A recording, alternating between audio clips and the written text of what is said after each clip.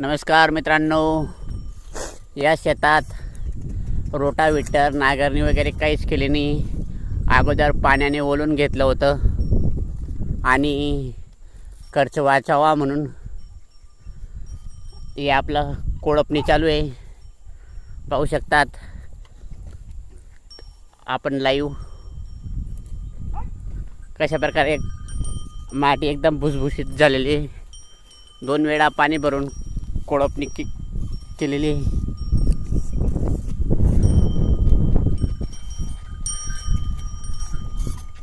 पाहू शकतात माती भुसभुशीत ओस आहे.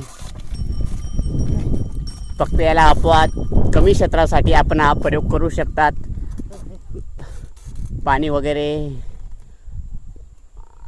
हे करून घ्यायचे, भरून घ्यावं आणि शेत ओलं करून घ्यावं.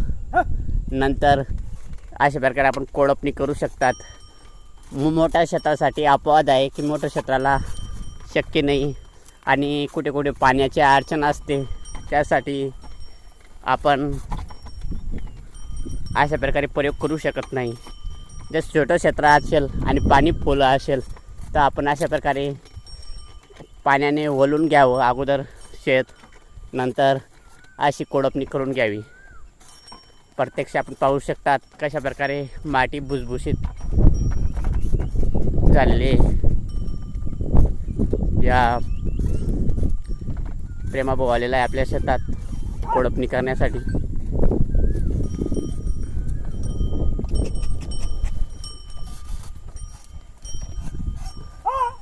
चला मित्रांनो, अशा प्रकारे आपण नांगरणी आणि रोटावेटरचा खर्च वाचवू शकतात.